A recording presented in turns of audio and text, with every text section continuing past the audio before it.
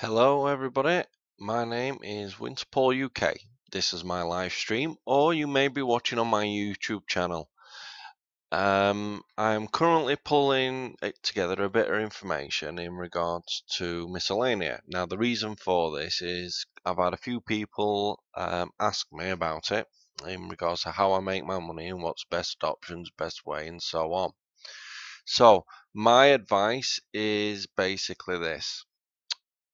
I'm going to explain to you what Miscellania is, how you can get there, and also what benefits you may find from it.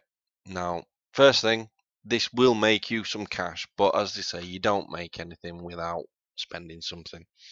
So, you've got three main methods to get to Miscellania. First, you can rub your ring of wealth, like so, and you can travel to Miscellania or Grand Exchange from Moringa Wealth once it's been charged. Now I've literally just been and collected mine, and then I thought about doing this video. But this is how it works. Once you've completed the quests for it, now these two, the first quest will allow you to use Miscellania, but you do need set requirements to actually access it. The quest requirements are Feminic Trials, and the Heroes quest. You do require 35 herb ore, and you also require 45 wood cutting. My apologies. Right, now this is Grim, and he looks after your coffers, which is basically a secondary bank, if you want to think of it in a way. And what it does is you come onto RuneScape, you complete the actual quest, Throne of Miscellania, and this is the first quest which will allow you to use Miscellania. You will. It is a medium quest, by the way, just so you know. It's easy enough, but it like all quests, take your time. Anyway, get back to the point. In regards to Miscellania, you can put up to 7.5 million in each day, up to each day. Now it only uses 75k a day, so basically, even though you could put 7.5 million in each day, you'd have to take it out as well.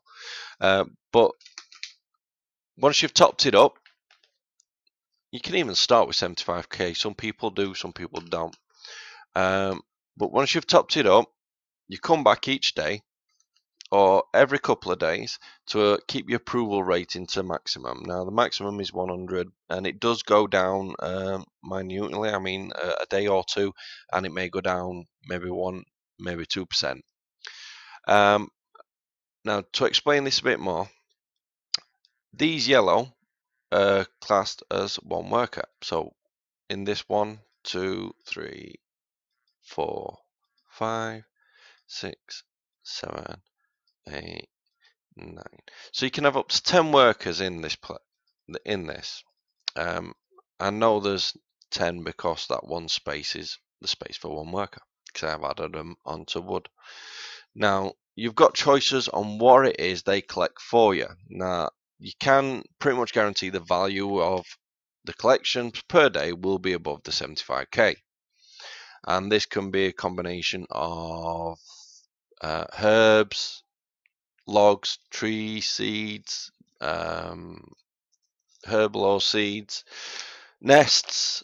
You know, I'm going on my experience from the wood cutting side, but then if you're doing it on mining, you can get coal, you can get different gems.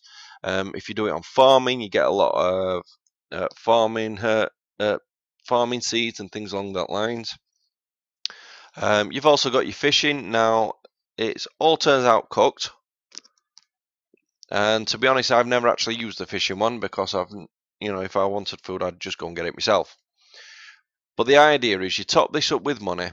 Your workers go out each day. They start gathering these items for you, whichever you pick, and you keep your approval rating to maximum. They will do their best for you. if you might if your approval rating goes down, then so does your actual quantity of items you will receive in the end. Now, as I was saying, it is a very good cash maker. I mean, from this you can get nests that have magic seeds, various other herbs, and various other tree seeds.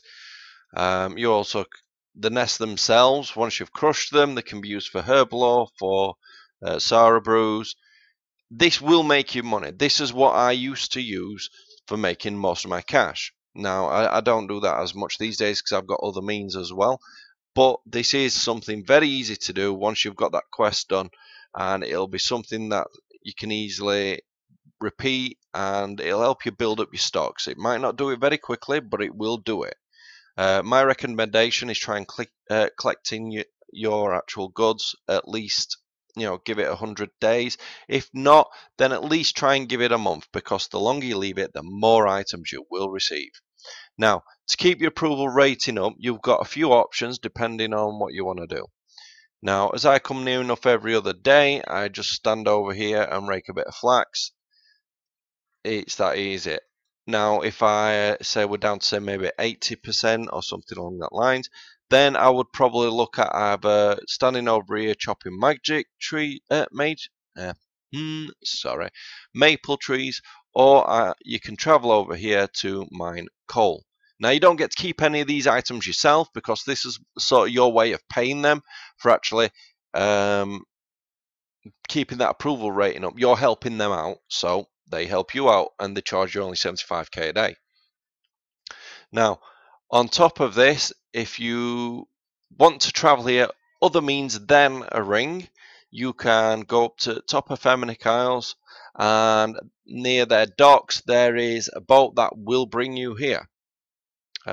As you can see, the actual boat bit's over there. Now, if you are farming and you're planting bushes, don't forget, on Miscellania there is a farming patch for a bush. Now, these others you cannot use because they're actually being used by the game itself to collect your goods. If you have the high enough level of farming, you can plant yourself a spirit tree.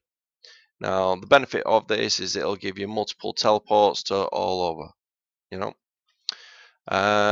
and then on another thing that's a benefit on this, the opposite side of where the spirit tree is, the opposite side of the map, there is a bank. Now, I've stood here a few times, just fletching away and so on. So you can have some benefits to it, but it's handy if you want to do a trip and go somewhere, or you're doing a couple of runs. Drop off here, do your berries, go into your bank, get what you need to, and then off you go again. Now, this is a very easy way of making money. Some people don't like doing quests. I do recommend you at least try doing this one, because it'll benefit you in the long term. Another method you've got is the fairy rings. Now, the fairy rings themselves are over near the coal mining. So most people, when they come through fairy rings, they tend to do coal mining because it's a lot quicker and easier, as it's closer to you and they can just go straight in. Now, what I'm going to do is I'm going to teleport through the fairy ring.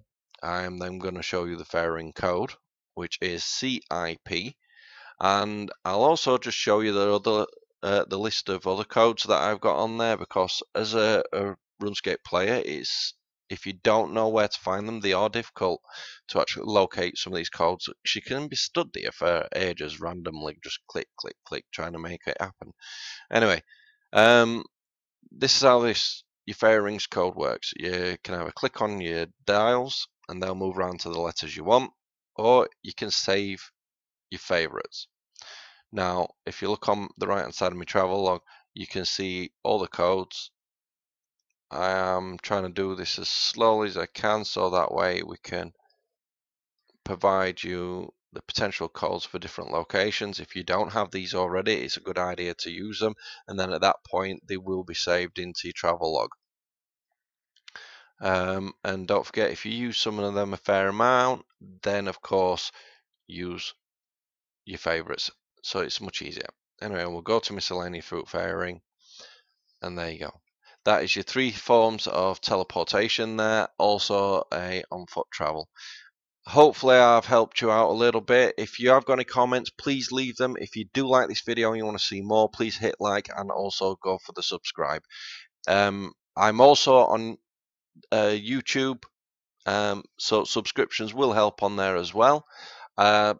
If you're watching my stream live, then I hope you've enjoyed it, and I hope that it will help out in the future. Well, thank you.